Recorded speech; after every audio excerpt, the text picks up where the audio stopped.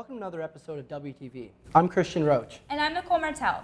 We have a great show for you tonight. We've got a story about a recent inductee to the Nova Scotia Sports Hall of Fame. And that's not the only athlete we have in the show. We'll also introduce you to a record-breaking weightlifter and a team of national goalball champions. But first, we're going to check in with Andreas Porras at the news desk. Andreas?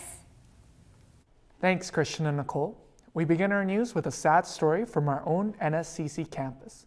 Jane Nicholson is standing by with more. Jane? Thanks, Andreas. The NSCC community has recently suffered the loss of a popular instructor. Students say his memory will carry on in and outside of the campus forever. Unforgettable. Just an unforgettable person. It happened here in this classroom. He just really knew how to motivate people, and he cared.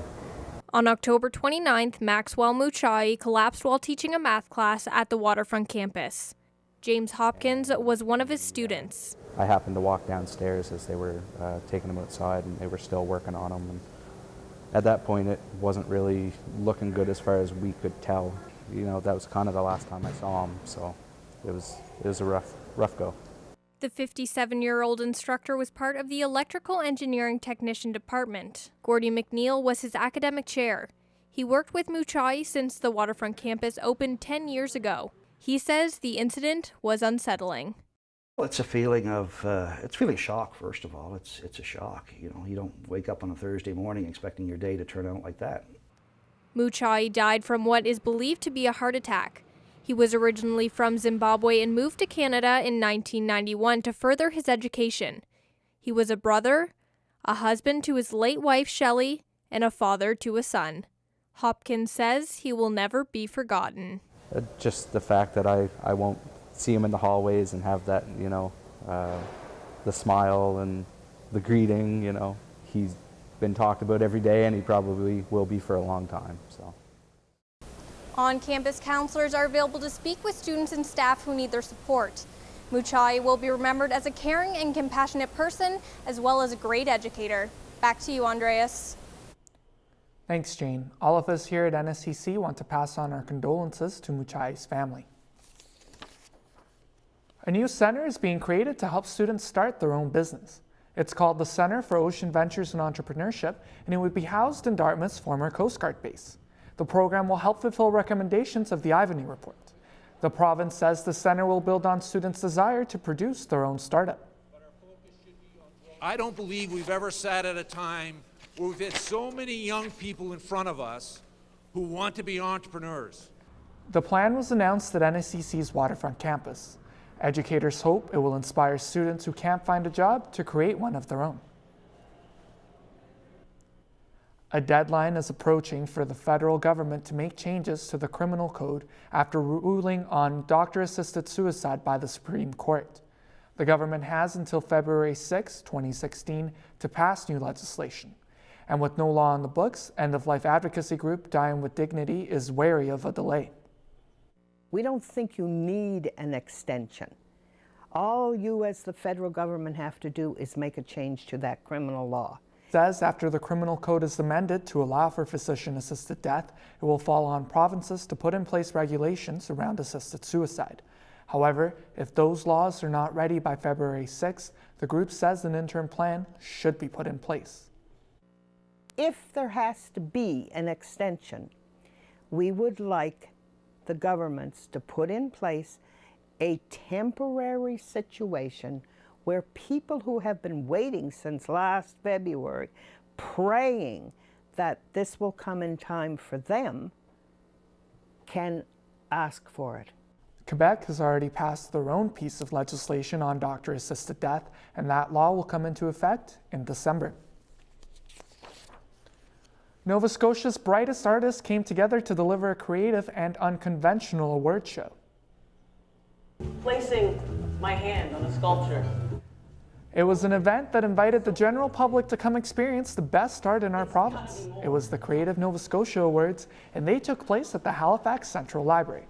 There were videos, performances, and even pop-up displays of ceramic artwork.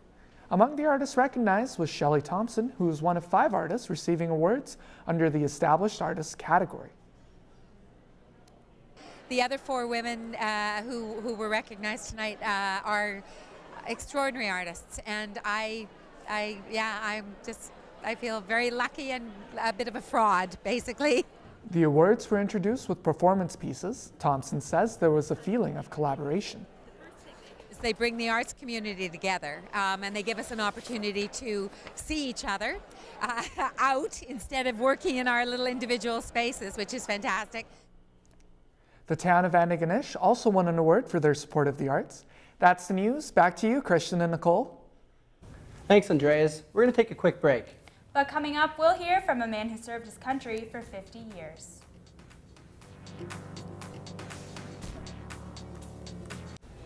WTV's own Ellen Cole stopped by Halifax's first ever poutine festival. You can check out the cheesy goodness and other stories on our website, waterfronttv.org.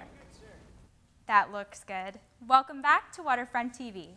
Premier Stephen McNeil has announced a new program aimed at keeping youth in the province. I was at the press conference to get the details. The program is called Make It Here Nova Scotia, and it eliminates the experience level necessary for public service jobs. The government is hoping this will keep more Nova Scotians in the province. Most of the jobs that I would see posted are jobs where you need 2 to 5 years of experience, and coming out of college it's almost impossible to get those 2 to 5 years of experience. The government has already rolled out the first 70 jobs online. They include financial services, engineering, and social worker positions. Over each of the next 5 years, young workers will be recruited to make up 5% of new hires. The Premier says these jobs are aimed at young people, but they're open to mature graduates as well.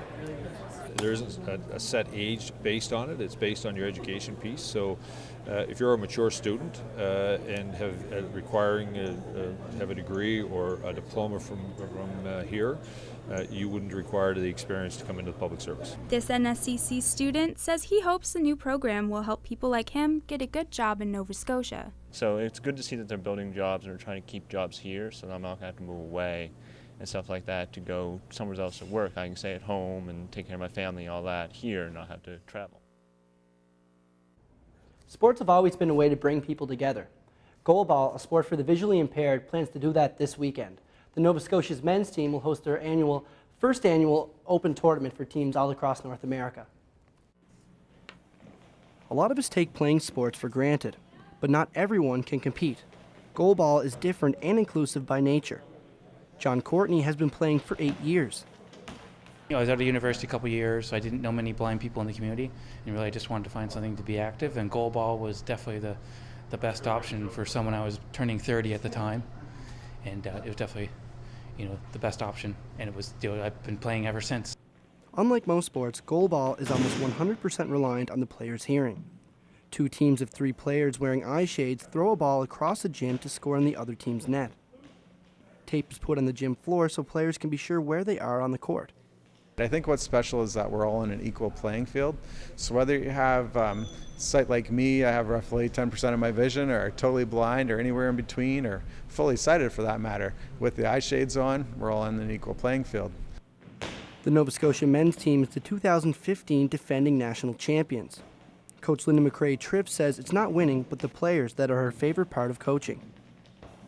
Seeing people who have never played a team sport. A lot of blind people have been told, well, you can't play basketball, you can't play this.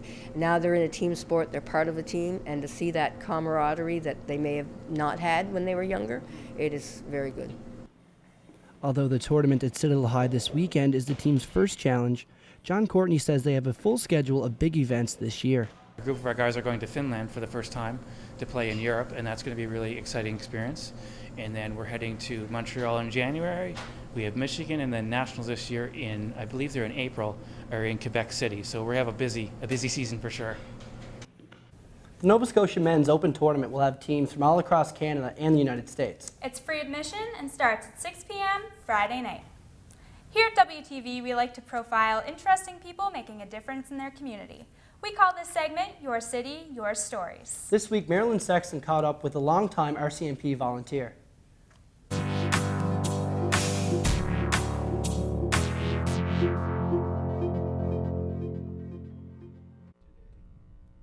Harold Northrup has served his country for over 50 years, 18 as an airman in the Royal Canadian Air Force and 35 as a volunteer in the RCMP Auxiliary Constable program.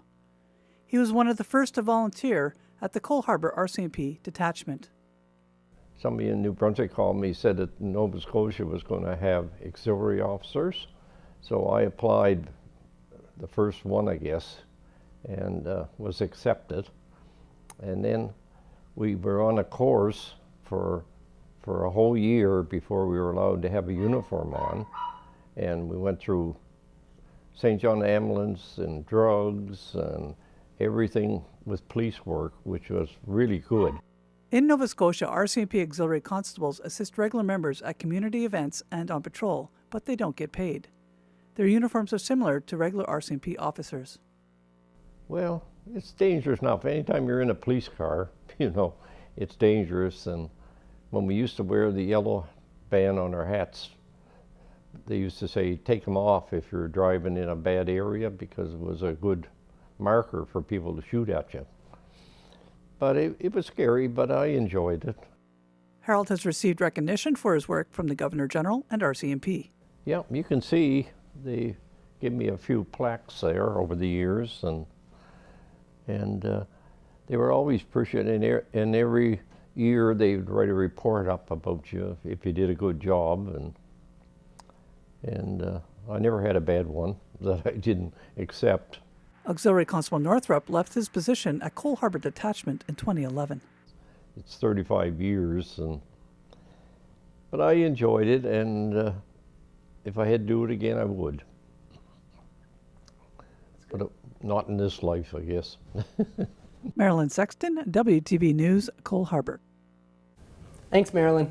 Coming up after the break, we'll meet Mel Clark, a local weightlifter. What a strong female role model. Arguably one of the strongest.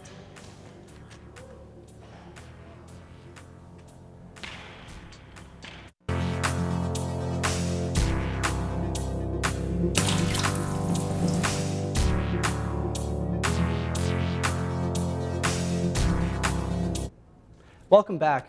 Maritime weightlifters have had a chance to shine this past weekend in Dartmouth. WTV's Scott Hastings was there. Scott? Thanks, Christian. It was an exciting day at the provincial weightlifting competition as plenty of people showed up to show their support for athletes from across the Maritimes. Mel Clark has been weightlifting for 2 years. She's attempting a return to nationals where she placed 5th last year. Close to 150 people showed up to cheer on the weightlifters as they attempt to qualify for the 2016 national competition in Richmond, British Columbia. Clark hopes she can one day represent her country in competition. To win nationals would be my third goal, and then have a qualifying total at nationals that's going to allow me to compete at like an international competition. That would be the best. The athletes focus on 2 main lifts, called the snatch and the clean and jerk. Clark qualified last year to go to regionals in CrossFit, and she transfers her explosiveness into her Olympic lifts. Dave Rayfuse is an organizer of the event. He says it's Clark's quickness that gives her an advantage in the competition. Mel's naturally a very strong individual, but I'd say the thing that separates her amongst the rest is her speed. She's unbelievably fast under that barbell. Clark is also a trainer at Blended Athletics. She trains athletes of all ages and says her passion is to see others succeed.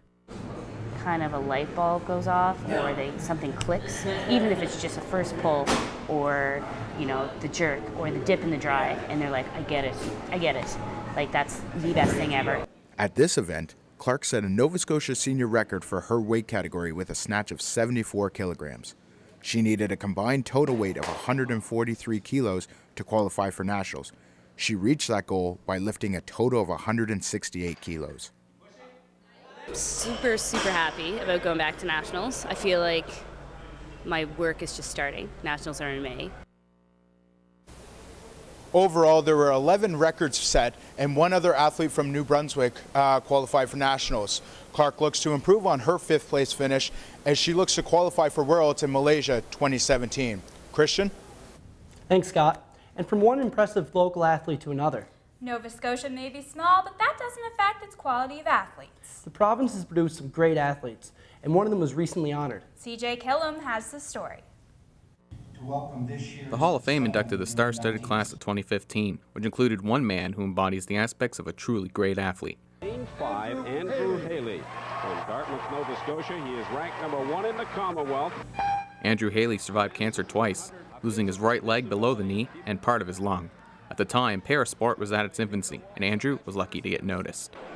My aunt knew the national team coach at the time, and then the coach contacted me and got me involved in the swimming back in Sydney in 1989, and just kind of went from there. So it was a complete fluke.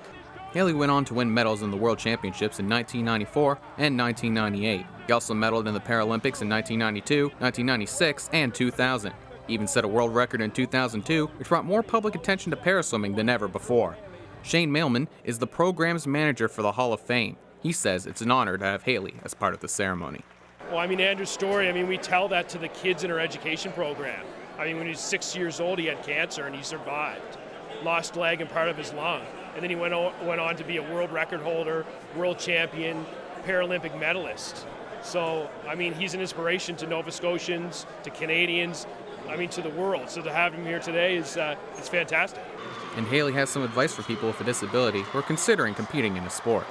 And never let anybody tell you can't do something, because we can do something. And yeah, things might be a little bit harder for us because we have a disability. That doesn't mean by any stretch of the imagination that it's impossible. So if you really believe in yourself, sky's the limit. There was 7 inductions in this year's Hall of Fame class, and it included multiple Olympic medalists and one of the greatest quarterbacks in CIS history, proving that Nova Scotia will always compete above its weight class. CJ Killam, WTV News, Halifax. Thanks, CJ. Now we turn it over to our first-year entertainment host, Sky Bryden-Blom. She's got the latest from the box office. Sky? Thanks, Christian and Nicole. Let's start things off with the box office hits for the past week. Love the Coopers came in at number 3, grossing almost $8.5 million. The super cute Peanuts movie came in second place, pulling in over $24 million during its second week in theaters. Coming in first place is the new Daniel Craig Bond film, Spectre. This action thriller amassed more than $35 million, so be sure to catch these films before they're gone. New in theaters this week, a Christmas comedy The Night Before, starring Seth Rogen and Joseph Gordon-Levitt. Also be sure to see the British crime thriller Legend, featuring Tom Hardy and Emily Browning. And of course, the movie causing all the buzz this fall, The Hunger Games Mockingjay Part 2. This latest installment with Oscar winner Jennifer Lawrence is sure to be a hit at the box office. For something a little different, Room is playing at the Oxford Theatre in Halifax. This independent film was the People's Choice at the Toronto International Film Festival. Room tells the story of a young woman and her son who are held captive. Showtimes are nightly at 6:30 and 9:15, Monday through Thursday. That's all for entertainment this week. I'm Sky Bryden-Blom. Back to you guys. Thanks, Sky. Well, that's our show for the week. We hope you enjoyed it. For more stories, visit our website at waterfronttv.org, and don't forget to follow us on social media at WTV Media. And we're going to leave you tonight with some footage from the NSCC Business Fair, where students pitch and sell their ideas. Thanks for watching, and have a good night.